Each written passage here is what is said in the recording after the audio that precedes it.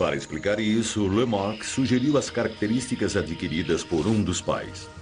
Por exemplo, músculos bem desenvolvidos poderiam ser passados para os descendentes. A única coisa dessa teoria é que era errada. Sabemos agora que a genética controla os traços passados dos pais aos filhos, não o que os pais fizeram durante suas vidas. Darwin fez seus caminhos ao menos tentando entender o porquê da evolução. Esses eram os 3 elementos em sua teoria. Primeiro, no acaso da mistura da hereditariedade, cada indivíduo nasce um pouco diferente dos outros. Most animals, most plants, and indeed even many bacteria have sexual processes whereby genes from 2 different parental lineages come together in a single descendant. So it's the uniting of inventions made in different lineages into a single descendant that seems to be the great thing that sex does for you. O segundo elemento é a crueldade da natureza. Em breve nascerão mais indivíduos do que o mundo pode suportar. Existe uma luta pela sobrevivência. Algumas das diferenças herdadas acopladas a uma mutação dará ao organismo uma vantagem na luta para permanecer vivo. Se uma plumagem mais brilhante é mais atraente para o sexo oposto, o mais vistoso dos pássaros terá mais fêmeas e os machos terão, no futuro, penas mais bonitas. A natureza seleciona as melhores formas de vida adaptada ao meio ambiente para viver e reproduzir. Em 1942, a teoria darwiniana da seleção natural estava essencialmente completa. Ele escreveu um opúsculo e 2 anos mais tarde o expandiu num ensaio de 230 páginas a ser publicado no dia de sua morte. Ele viu como o poder anglicano poderia caçar, humilhar e até prender aqueles que negavam Deus. Darwin foi muito cauteloso na publicação, mas muito ambicioso e orgulhoso para ter sua ideia morrendo com ele. Por 15 anos, ele coletou e colecionou um banco de dados, dando apoio à sua seleção natural no seu estúdio na Casa Down. Ele escreveu artigos e livros científicos, mas manteve secreto o seu trabalho mais especulativo. After that, he was persuaded by his friend Lyell to sit down now and start working up this book on species that he had been planning so long. Que choque quando abriu a correspondência um dia em 1958.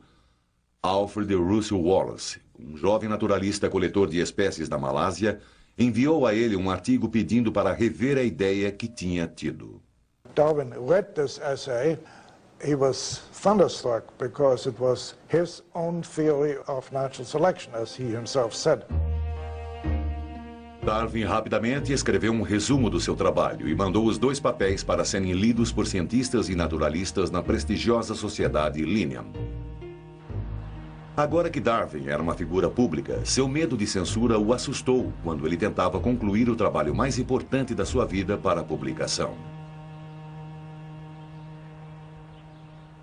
Those 18 months were murder for Darwin. Darwin was still afraid of persecution. After months and months of struggling, Darwin finally finished the last proof. He went all the way up to the farthest verge of civilization on the North Yorkshire moors, and there Darwin was miserable. He didn't have his wife and his kids with him to begin with. He tripped, and his ankles swelled up huge so he could hardly walk. He had a fiery rash on his face. He developed boils. He said it was like living in hell. And what was he doing when he was there? He was writing letters to accompany pre-publication copies of The Origin of Species, to go out to all of the naturalists, the geologists, the old Anglican clergymen whose respect he had cultivated for so many years. And his letters were peppered with phrases like, "You will not approve of your old student. You will abhor what I've written. You will fulminate anathemas. You will long to crucify me alive."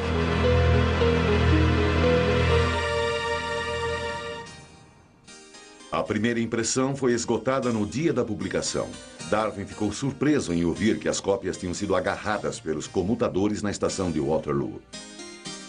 A imprensa viu o intento de Darwin em diminuir a evolução do homem em sua longa barba branca, que se transformou rapidamente num ícone nos magazines. Dos conservadores religiosos veio o esperado ataque de que o livro era de um ateísmo absurdo. Da comunidade científica veio um autoelogio e algo equivalente a "por que eu não pensei nisso?". Em 30 de junho de 1860, a controvérsia veio à tona no debate diante da Associação Britânica de Ciência Avançada. O bispo Samuel Wilberforce atacou o ponto de vista darwiniano. O biólogo T.H. Huxley apoiou a seleção natural. Em frente a 700 pessoas amontoadas numa lotada biblioteca, o bispo perguntou a Huxley se ele era descendente de um macaco por parte de seu avô ou avó. Huxley sussurrou ao amigo: "O senhor entregou ele em minhas mãos." E levantando-se disse à assistência que ele preferiria ter um gorila como avô do que um homem que introduziu o ridículo numa reunião científica. Os argumentos sobre a origem das espécies estão ainda persistindo, dos púlpitos das igrejas a seminários em escolas graduadas como este que James Moore ensinou em Harvard. It's an ape book, isn't it? The people at the time saw monkeys running through the pages, or apes. I mean, I don't think he had any sense that he could write a book like this and not be writing about human beings. I think he was canny in terms of not addressing it directly to his descent of man. But I think this is absolutely about the central sort of the National Enquirer headline that his contemporary readers would be coming at this about is, okay, what does this say about us and God? Is there a correct reading of Darwin? Is there a correct reading of any text? There's no other 19th century work of biology to which contemporary biologists, scientists working today, would go back in order to see whether they could learn something new. In the history of biology, it's difficult to conceive of a greater book than The Origin of Species. It fundamentally, and I believe permanently, changed our view of nature. Vivemos num mundo de princípios darwinianos. Precisamos nova vacina para a gripe todo ano. Pesticida para insetos resistentes está devastando plantações. Cólera, malária e tuberculose estão voltando. O vírus da AIDS muda tão rapidamente que as drogas pararam de agir. Encourage the evolution of resistance to the very antibiotics we want to use. It's extremely irresponsible, careless and stupid of us.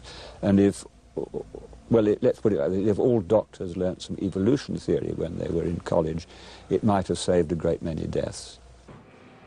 Se sua visão é boa, você sabe onde olhar. Você pode observar os princípios darwinianos em ação. Na Faculdade de Medicina e Cirurgia da Universidade de Colômbia, bandejas infestadas de cultura bacteriana são usadas para estudar como os organismos mudam.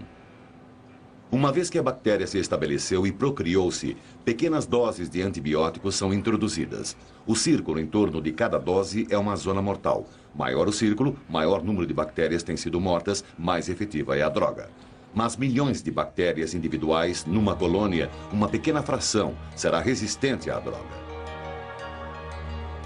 Quando as demais morrem, os sobreviventes tomam o lugar. Virtually all Staphylococci in the world in 1941 were susceptible to penicillin. By 1944, although very little penicillin had been used in a hospital, what had happened is 25% had become resistant. By 47, when one started to use penicillin extensively in hospitals to treat pneumococcal pneumonia, to treat severe infections, what had happened, we were up to 75% resistance. Those organisms now would not be killed by penicillin. Assim sendo, as descobertas foram aclamadas somente por alguns anos como as drogas miraculosas, não se tornando a panaceia permanente que pensávamos que fosse. É por isso que as doenças que tínhamos vencido, como a malária e tuberculose, estão voltando apesar dos esforços em combatê-las. The case of malaria, which is also becoming a very serious disease again, it's partly that the malarial parasite has changed. It's also, of course, that malaria is transmitted by mosquitoes, and the mosquitoes have changed. I mean, we used to be able to kill the mosquitoes with insecticide, and now we can't. So it's both the mosquito and the malaria are changing. We're creating trouble for ourselves. I mean, if you go into my greenhouse, you'll find there are whitefly in there. Now, you cannot kill those whitefly with any insecticide that you can buy from the garden shop down the road. though 20 years ago you would have been able to. Those whitefly have evolved a resistance to insecticide. O que vemos nos microscópios e nas manchetes é a natural seleção do trabalho. No, it is a continuous little race going on between predators and their prey, diseases and their hosts and so on. Constantly happening. O ser humano não muda, ao contrário das bactérias e vírus que podem mudar e se adaptar numa velocidade espantosa. Humanos mudam tão devagar que mais de 95% da nossa genética fazem as informações voltarem à idade da pedra. Isso tem um impacto nas nossas emoções e poder de resistência. We were not evolved in order to sit in motor cars and drive around at 70 or 80 miles an hour. We were not equipped by evolution to spend most of our working lives sedentary, sitting at desks as many of us do and pushing pieces of paper around. You only have to say these things to realize that we're living in a human environment now, largely, an environment of our own making. Novo campo chamado medicina darwiniana é uma tentativa para compreendermos como traços que adquirimos através de milhares de anos de evolução estão trabalhando agora. We may be doing things which sometimes are so different from the way things were when we evolved that we set up some tensions. A classic example that's often used would be we are equipped to respond to emergency situations with what Walter Cannon called the fight or flight response, which, adrenaline pumping round, blood sugar raised, and so on. Existe ponto para tudo isso. A adrenalina acelera a ação do tempo. Aumento de açúcar nos dá energia instantânea. Sangue é desviado para os músculos e estamos prontos para lutar contra tudo. Quando só o que estamos enfrentando é uma multa de estacionamento. Medicina darwiniana tem uma resposta ou desculpa, talvez, para aqueles preocupados com o peso.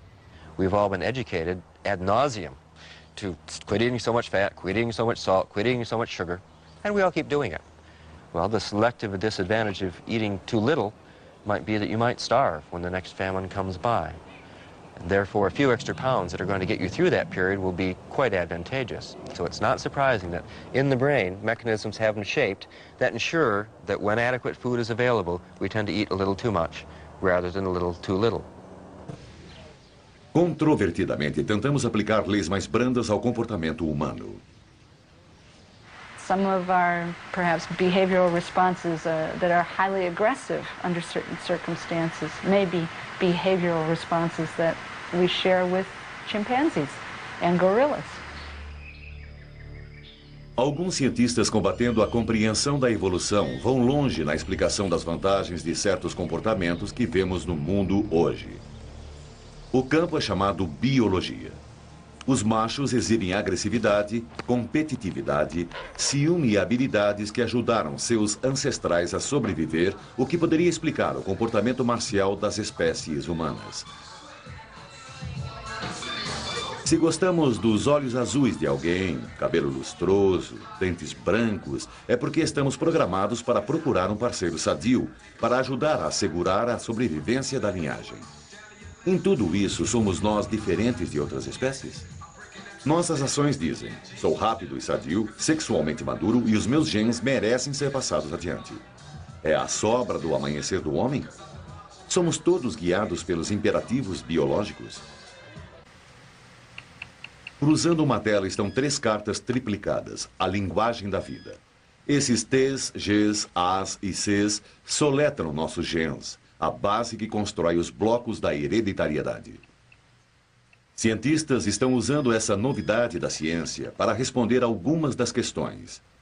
Estão confirmando muito do que Darwin sempre suspeitou. The split between humans and chimpanzees, we think, from the molecular biology was around 5 to 7 million years ago, which is very recent on an evolutionary timescale. And humans and chimpanzees are so closely related, for instance, that if you examine the proteins that are the same, from the same gene, you often cannot find any differences in the subunits of those proteins. Rebecca Kem estava no time da Universidade da Califórnia em Berkeley e encontrou dentro de nós pistas do nosso passado. Eles estudaram o código genético de pessoas no mundo todo. What we're really looking at is a process called lineage coalescence, When you did that, they all coalesced into a single ancestor, a maternal ancestor. Eles calcularam a linhagem humana há mais ou menos 200 milhões de anos para um ancestral teórico que provavelmente descendeu de Eva.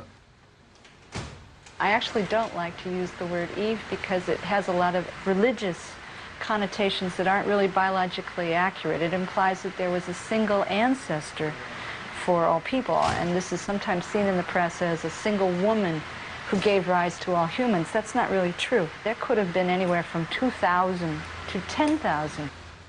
Se o time de pesquisa de Berkeley tomasse todos os indivíduos e famílias no mundo, tribos e raças, poderia traçar a árvore da família de volta a um pequeno bando de pessoas que viveu na África há 200 milhões de anos.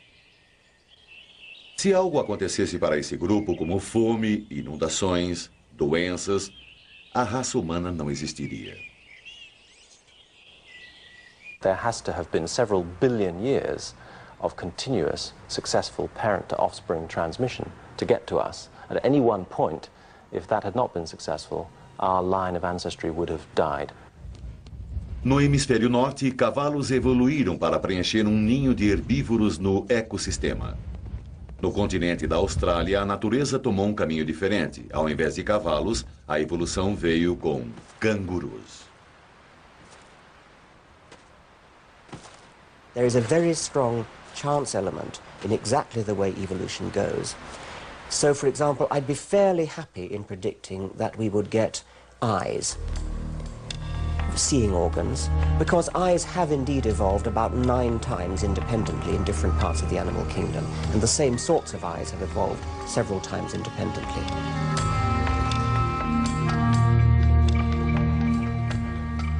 It might not even finish up with an intelligent, communicating, talking animal. I mean, it's very striking that the dinosaurs ruled the Earth for 100 million years.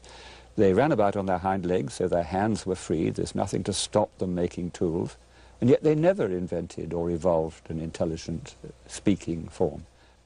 Tente imaginar o que a espécie dominante na Terra poderia parecer se os dinossauros tivessem evoluído ao invés dos mamíferos. O biólogo pré-histórico Dale Russell, do Museu Natural Canadense, fez isso, e o resultado foi uma agradável criatura verde que poderia ter dado certo, que foi também um feito na história da biologia. Karl Marx, Andrew Carnegie, Joseph Stalin, John D. Rockefeller, Adolf Hitler. O que esses homens têm em comum? Dos capitalistas aos comunistas, todos acharam a errônea interpretação de Darwin para justificar a conduta de suas vidas. Eles tomaram uma frase que Darwin nunca usou, a sobrevivência do preparado, e usaram isso para racionalizar atitudes e ações que afetaram o curso da história moderna. In the late 19th century, there was a whole school of thought, or perhaps several schools of thought, which now are known as social Darwinism, which really used evolution as an underwriting of a fairly crude kind of competitive ethic in society, what we might call a free market ethic, but more than that, the notion of dog eat dog, the weakest to the wall, and the phrase that Darwin's contemporary Herbert Spencer actually used for natural selection, which was survival of the fittest. Mas Spencer pensou que a evolução tinha a direção do simples para o complexo, do inferior para o superior. Well, the master race idea, from which we think of in connection with the 30s and with Germany, in some senses was the low point in the whole attempt to apply evolutionary and biological thinking to human affairs. Os nazistas ensinaram que os judeus eram involuídos. A raça ariana, eles disseram, era o pináculo da evolução e a manutenção da pureza racial foi uma obrigação evolucionária. Well, it wasn't just Hitler who thought about the idea of applying biological ideas in a rather radical way to human affairs. Eugenics as an idea, the idea that we should somehow apply principles to make us evolve into a superior species. Those ideas had been commonplace in the United States, in North America, and across Europe for 25 years before Hitler came to power. No tempo de Darwin, também existiam esses mais típicos entre a pequena nobreza que diziam que a evolução justificava suas vidas. Eles disseram que dinheiro para os pobres era meramente juntar aos despreparados, permitindo-lhes melhorar seu número e retardar o progresso evolucionário. O argumento não é desconhecido hoje em dia. Como Darwin definiu, a seleção natural não tinha uma direção particular. Descender com modificações não tem um objetivo. Apenas é. We have no automatic right to our place on the Earth. We have no automatic guarantee of our long-term survival. Most species that have ever lived are now extinct.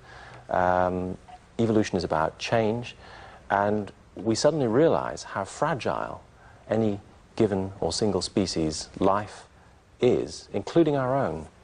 And I think that general moral, that there is something about our place within the living world and our responsibility as a moral and an intelligent species, perhaps to try to conserve, to nourish that living world and not simply to do with it what we will for short-term gain, that may be, in the long run, perhaps the single most significant moral insight that we get from the idea of evolution. Essa compreensão é o resultado direto dos estudos do monge colecionador com a paixão por fatos. Precisaremos dessa compreensão moral se quisermos usar as ferramentas da genética que a ciência moderna está desenvolvendo. And I'm pretty sure that if we survive, if we do not destroy ourselves by pollution and atomic war and so on, we will sooner or later wish to take control of our own evolution. But I hope we do not do it too soon. I mean, I think at the moment we are far too ignorant, both of genetics and of what we really want, to tinker with our own evolution. So I'm not urging eugenic measures upon us. I'm really not. I hope we will not do that. But ultimately, I'm sure we will. What we shall decide we want, of course, is up to our great-great-great-grandchildren, but they will take this on. Charles Darwin viveu na Casa Down até a sua morte em 1882. Ele continuou andando, pensando, escrevendo artigos e livros. Finalmente tentou resolver o melindroso assunto da evolução num livro chamado O Declínio do Homem. Mas nenhum dos seus últimos livros teria o impacto de Origem das Espécies. Esse livro nos deu